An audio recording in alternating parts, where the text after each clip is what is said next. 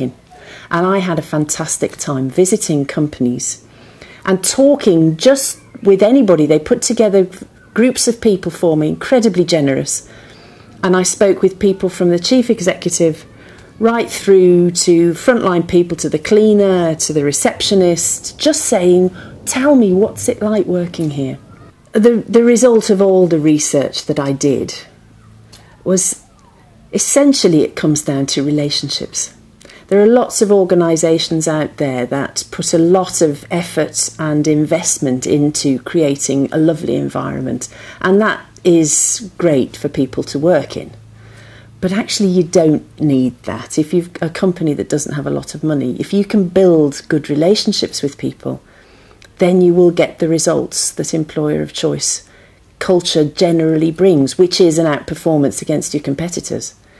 But they're doing that through building strong, robust and rigorous relationships with their people.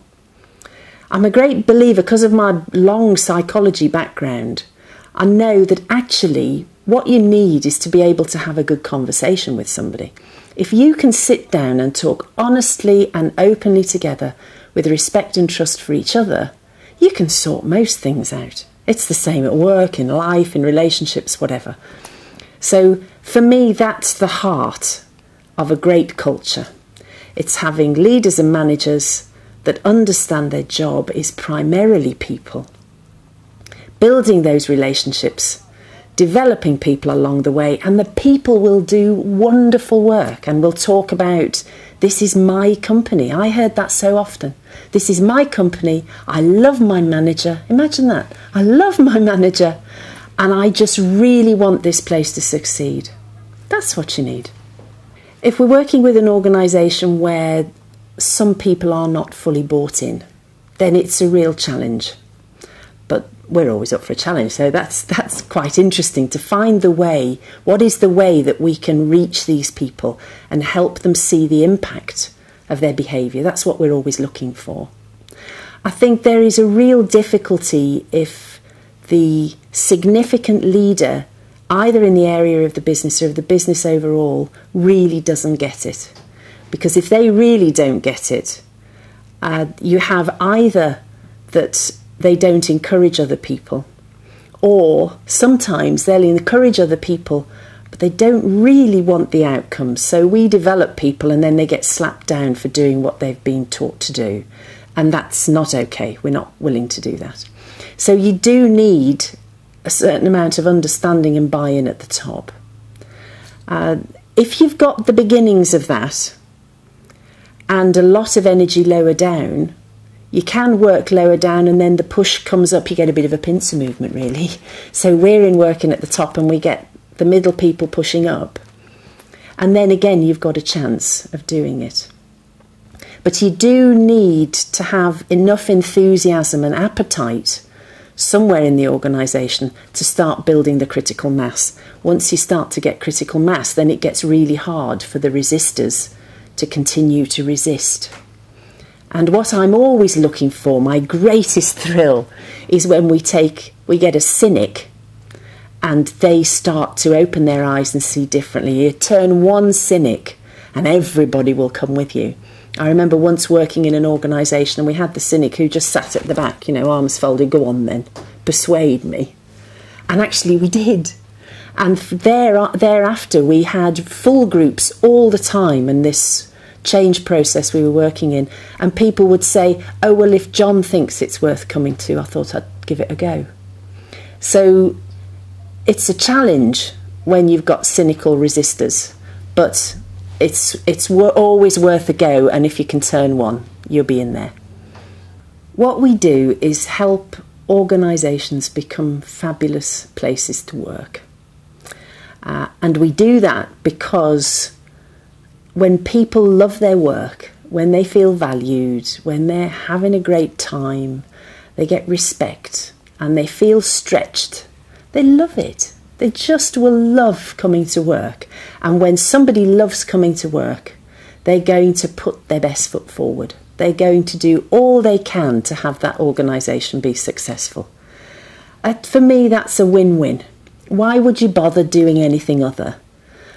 You want to create the environment where people can thrive. And all of the research shows that when companies do that, they outperform against their competitors by between 10 and 15%. So it's worth it. It makes absolute sense. And I just love it because I'm so driven by people being their best. It's so exciting when you see somebody who's on a roll. They're doing something they love. They know it's going well. They're getting great results. I feel so pleased with themselves. They go home at the end of the day feeling fantastic. And then that knocks on through life. So they're nice with their family, with their kids, with their friends when they get home at the end of the day. They feel positive. They wake up the next day ready to do more. It's just magic. When you're in a very different environment that doesn't easily lend itself to being fabulous, it doesn't mean that you can't create this sort of culture. The issue is, it's back to this thing of relationships. You need to understand what your people want, what will make it fabulous for them.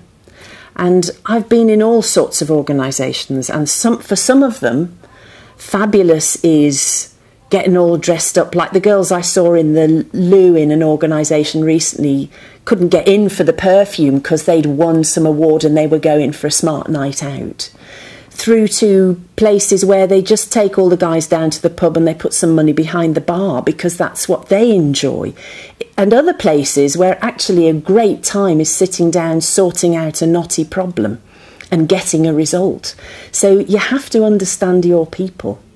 And you have to give them what they would like. And I always think, actually, don't even try second guessing. Sit down and talk with them and ask them. They know. They're the ones with all the information. Work it out with them. And then by virtue of the fact of working it out with them, you're already developing your great culture.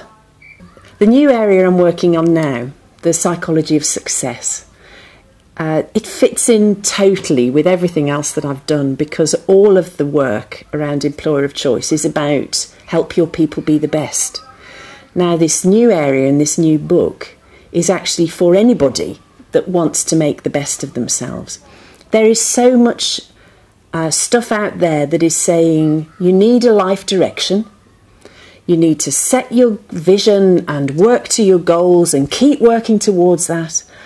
And I never really felt that it worked.